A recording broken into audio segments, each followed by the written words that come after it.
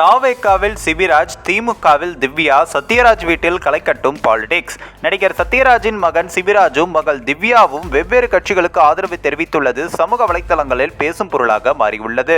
நடிகர் சத்யராஜ் திராவிடத்தின் மீது அதிக பற்று கொண்டவர் என்பது அனைவருக்கும் அறிந்ததே. பெரியாருடைய கொள்கைகளை பின்பற்றிய அவர் பல்வேறு மேடைகளில் தனக்கு பெரியார் மீது உள்ள அன்பையும் வெளிப்படுத்தியிருக்கிறார். இவரது மனைவி பெயர் மகேஸ்வரி. இவர் கடந்த சில ஆண்டுகளாக கோமா நிலையில் இருக்கிறார். சத்யராஜ் மகேஸ்வரி ஜோடிக்கு சிபிராஜ் என்கின்ற மகனும் திவ்யா என்கின்ற மகளும் உள்ளனர். இதில் சிபிராஜ் சினிமாவில் நடித்து வருகிறார். திவ்யா ஊட்டச்சத்து நிபுணராகவும் உள்ளார்.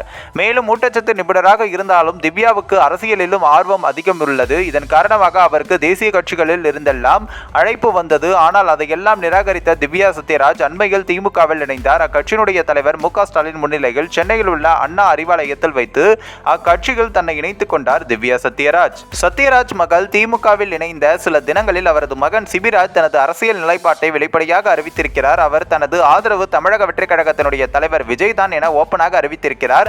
அவர் தன்னுடைய இன்ஸ்டா பக்கத்தில் நடிகர் விஜய் தாவேகா கட்சி கொடியுடன் இருக்கும் புகைப்படத்தை பதிவிட்டு தனது ஆதரவையும் தெரிவித்திருக்கிறார். இதனால் சத்யராஜ் வீட்டில் அரசியல் களை கட்டியுள்ளது. நேற்று பரந்தூரில் விமான நிலையம் அமைக்கப்பட்டதற்கு எதிர்ப்பு தெரிவிக்கும் விதமாக அங்கு கலந்து கொண்ட விஜய் அவர்கள் அப்பகுதி மக்களை சந்தித்து விமான நிலையம் அமைப்பதற்கு எதிராக குரல் கொடுத்ததோடு மத்திய மாநில அரசுகளையும் சாடினார்.